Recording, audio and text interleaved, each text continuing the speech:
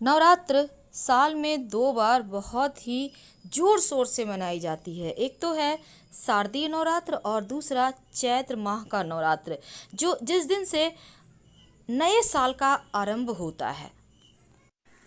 नवरात्र की आप सभी दर्शकों को ढेर सारी शुभकामनाएं। नवरात्र की सप्तमी से कन्या पूजन शुरू हो जाता है और सप्तमी, महाअष्टमी, महानवमी के दिन कन्याओं को 9 देवी का रूप मानकर पूजा जाता है और कन्याओं के पैरों को धोया जाता है, आदर सत्कार से भोजन कराया जाता है।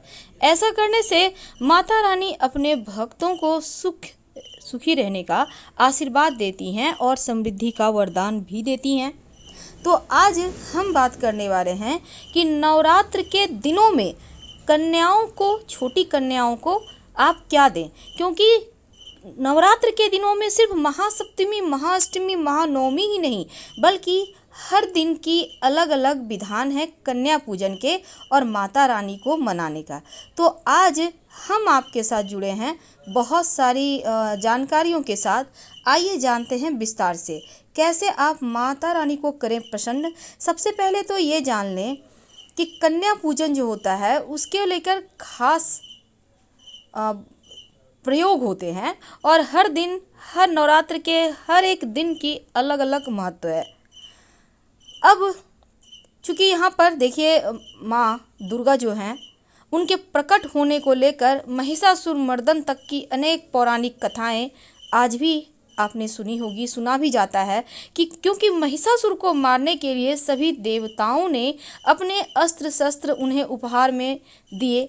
अब माँ दुर्गा ने शेर की सवारी करना कैसे अपनाया, ये भी बहुत ही ज़रूरी है आपके लिए जानना। एक पौराणिक कथा के अनुसार माँ पार्वती ने भगवान भोलेनाथ को पति के रूप में प्राप्त करने के लिए कठोर तपस्या की। अब तपस्या इतनी कठिन थी कि उनका रंग ही सांवला हो गया और माँ की तपस्या से प्रसन्न होकर भगवान भोलेनाथ पार्वती की तपस्या से प्रसन्न हुए और उनको पति के रूप में मिल गए। अब पौराणिक मान्यता के अनुसार एक दिन की बात है जब भगवान भोलेनाथ ने माँ पार्वती का उपहास करते हुए उन्हें सांवली कह दिया। इस बात से माता पार्वती नाराज हो गईं और उन्होंने फिर से कठोर तपस्या शुरू कर दी। घने जंगल में तपस्या के वक्त माँ पार्वती के पास एक शेर आकर बैठ गया। वह बहुत भूखा था। शेर इस इंतजार में बैठ गया कि कब तपस्या खत्म हो और उन्हें खाकर अपनी भूख मिटा ले। उनकी तपस्या में कई साल बीत गए लेकिन शेर वहीं डटा रहा। अब माँ पार्वती की तपस्या से प्रसन्न होकर भगवान भोलेनाथ प्रकट होते हैं और उन्हें गोरा रंग वरदान में दिया। वरदान मिलने के बाद जब माँ पार्वती ने स्नान किया, उसके बाद उनके शरीर से एक देवी का जन्म हुआ जो बाद में माता गौरी कहलाईं। स्नान करने के बाद माँ पार्वती ने देखा कि एक शेर उन्हें लगातार देख रहा है। माँ को पता चल गया कि शेर उन्हें अपना निवाला बनाने के लिए कई सालों से इंतजार कर रहा है। अब यह जानकर माता रानी बहुत प्रसन्न होती हैं और कहा कि जिस प्रकार मैंने कई सालों की तपस्या की, वैसे ही शेर ने भी मेरे इंतजार में तपस्या की और माता ने उस शेर की तपस्या से प्रसन्न होकर अपना वाहन बना लिया और तब से माँ दुर्गा का वाहन शेर है। इसीलिए माता रानी को शेरों वाली भी कहते हैं। तो आइए जानते हैं माता रानी को प्रसन्न करने के लिए कैसे मनाएं और कैसे कन्या पूजन करें। देखिए, सबसे पहली बात, कन्या का जब पूजन करेंगे इसके लिए 9 दिनों में अलग अलग देवी के रूपों की पूजा होती है। कन्या पूजन जब भी आप करें तो एक दिन पहले ही उन्हें निमंत्रण दिया जाता है। लेकिन एक और बात का ध्यान रखिएगा कि कन्याओं की जो उम्र है 2 वर्ष से ऊपर होनी चाहिए, उससे छोटी कन्या नहीं लेनी है और 10 वर्ष तक की कन्या होनी चाहिए। अभी के ज़माने में 9 वर्ष ही है। हालांकि कन्याओं की संख्या 9 से कम होनी चाहिए और एक बालक भी होना चाहिए जिसे हनुमान जी का रूप माना जाता है। जिस प्रकार माँ की पूजा भैरव के बिना पूर्ण नहीं होती, उसी तरह कन्या पूजन के समय एक बालक को भी भोजन कराना बहुत ज़रूरी है। अब 9 से ज़्यादा अगर कन्या भोजन पर आ जाए तो कोई बात नहीं है। तो नवरात्र में सभी तिथियों को एक एक और अष्टमी या नवमी तिथि को 9 कन्याओं की पूजन होती है। यानी सप्तमी तिथि की तक एक एक कन्या का पूजन करें। अब जैसे 2 वर्ष की कन्या है ना, तो उसको कुमारी पूजन से दुख और दरिद्रता का नाश होता है। यानी 2 वर्ष तक की अगर आप कन्या का पूजन करते हैं तो जीवन के तमाम तकलीफ परेशानियां समाप्त हो जाती है। अगर 3 वर्ष की कन्या का पूजन करते हैं, जिसको हम त्रिमूर्ति कन्या के नाम से जानते हैं, धन धान्य की वृद्धि होती है, परिवार में सुख समृद्धि आती है। अगर आप 4 वर्ष की कन्या का पूजन करते हैं, जिसको हम कल्याणी कहते हैं, तो 4 वर्ष की कन्या का पूजन करने से घर परिवार का कल्याण होता है। 5 वर्ष की कन्या को रोहिणी कहलाती हैं। रोहिणी को पूजन करने से रोग मुक्त होता है व्यक्ति। और 6 वर्ष की कन्या को अगर आप पूजन करते हैं तो कालिका रूप कहा गया है। कालिका रूप से विद्या, विजय, राजयोग की प्राप्ति होती है। 7 वर्ष की कन्या का पूजन चंडिका का है और चंडिका रूप का पूजन करने से ऐश्वर्य की प्राप्ति होती है। 8 वर्ष की कन्या सांभवी कहलाती हैं और इसका पूजन करने से वाद विवाद में विजय प्राप्त होती है। 9 वर्ष की कन्या दुर्गा कहलाती हैं और इनका पूजन करने से शत्रुओं का नाश होता है और दुर्लभ से दुर्लभ असाध्य कार्य भी पूरे हो जाते हैं। 10 वर्ष की जो कन्या है वो सुभद्रा कहलाती हैं और सुभद्रा अपने भक्तों के सारे मनोरथ को पूरी करती हैं।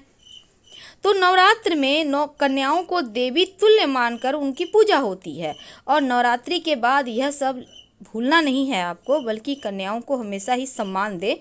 तो आज हम बात कर रहे हैं कि कन्याओं को क्या देकर आप उनको मनाएं। तो सबसे पहले तो कैसे करेंगे कन्या पूजन? देखिए, एक दिन पहले ही उनको आपको निमंत्रण देना है और मुख्य कन्या पूजन के दिन आप कन्याओं को कहीं से भी पकड़ के ले आए, ऐसा नहीं है। पहले ही निमंत्रण दे दीजिए, मेरे घर आना है आप सभी को। और निमंत्रण जब दीजिएगा तो निमंत्रण खाली हाथ देने मत जाइएगा, बल्कि उनके लिए कुछ गिफ्ट लेके जाइए। और उनको वैसे तो निमंत्रण देने के समय कुछ दक्षिणा और सुपारी देने का विधान है, लेकिन आप उनको कुछ गिफ्ट लेके या फल लेके, आप चाहे तो उनके लिए चॉकलेट लेकर जाएं और उनको सम्मान के साथ निमंत्रण देकर आएं।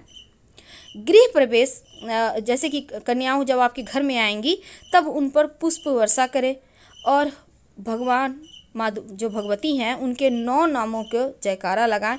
आप चाहे तो उनके जैसे सिद्धिदात्री माँ, माँ गौरी, तो इस तरह से 9 नामों को आपको लेना है। अब कन्याओं को आप बैठाइए, उनको पैर को धोइए। पहले आप पैरों को दूध से भरे हुए थाल में, यानी कि दूध सिर्फ नहीं रखना, उसमें थोड़ा सा पानी मिला के रखें, हल्का सा दूध डालें, उनमें उनका पैर रखें, फिर अपने हाथों से पानी के से उनके पैर को धोइए और चरण छूकर आशीर्वाद लीजिए। याद रखिएगा, जब आशीर्वाद लें तो उनका हाथ अपने सर पे रखें, क्योंकि वो माँ के रूप हैं। फिर उन्हें आलता पहनाइए, माथे पर अक्षत पुष्प कुमकुम लगाइए और माँ भगवती का ध्यान करके देवी रूपी कन्याओं को इच्छानुसार भोजन करवाएं। और कन्याओं को आप भोजन करने के बाद सामर्थ्य के अनुसार दक्षिणा उपहार देना है। लेकिन उपहार क्या देंगे कि घर में बरकत होती रहे और परेशानियां घर से कोसों दूर हो जाए। तो माँ भगवती, माँ दुर्गा को प्रसन्न करने के लिए आपने तमाम नियम से काम किए। उनको भोजन में हलवा पूरी ज़रूर खिलाइएगा और इसके बाद आप जब उनका आशीर्वाद ले लें, फिर कन्याओं को आप जब चरण छूइएगा तो उनके हाथों को अपने सर पर रखकर उनसे आशीर्वाद मांगिए। इसके बाद कन्याओं को अगर जीवन में ज़्यादा कष्ट हो, जैसे कि नारियल देने का विधान है, अगर आपके घर में छोटी लड़की है तो उसको ही आप नारियल दे सकते हैं, अगर नहीं है तो किसी भी कन्या को अपने हाथों से नारियल दें। इस आप घर में सुख समृद्धि आएगी, परेशानियों का नाश होगा। अगर कन्या पूजन में आप कन्याओं को केला देते हैं फल के रूप में, तो जीवन के हर कष्ट दूर हो जाते हैं, कैसी भी पीड़ाएं परेशान नहीं करती, संतान सुख, धन सुख सब कुछ प्राप्त होता है। वैसे उनकी मनपसंद आप वाटर बोतल, टिफ़िन बॉक्स, ड्राइंग के लिए आप सामान, उनके पसंदीदा गिफ्ट्स उन्हें दे सकते हैं, उनके खिलौने दे सकते हैं।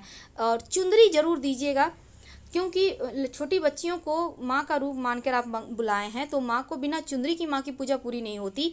तो अपने हाथों से उसको चुंदरी ओढ़ा दें और तमाम श्रृंगार की वस्तु जो होती है, हेयर पिन, हेयर क्लिप, चूड़ियाँ होती हैं, ये सभी चीज़ें उन्हें गिफ्ट में आप दे सकते हैं। और एक बर्तन दे सकते हैं जिसमें वो बार बार खाना खाएंगी, तो यकीनन आपके जीवन के कष्ट कम होंगे। आप छोटी कन्याओं को दक्षिणा के रूप में फल भी दे सकते हैं, एप्पल वगैरह कुछ भी दे दीजिए। और इसके बाद उनसे कहिएगा माँ आपका स्वागत है, आप फिर आइएगा, हमारे घर पर कृपा बरसाइएगा। और जो बालक है उनको भी आप गिफ्ट में कुछ, जैसे हनुमान जी का रूप है तो उनको लड़के की तरह ही गिफ्ट दें, और फिर आपके जीवन की समस्त मनोकामना पूर्ण होगी। फिलहाल हम आपसे विदा लेते हैं। जानकारी अच्छी लगे तो लाइक कर सब्सक्राइब करें, अपनों से शेयर करें और कमेंट में हर हर महादेव जरूर लिखें।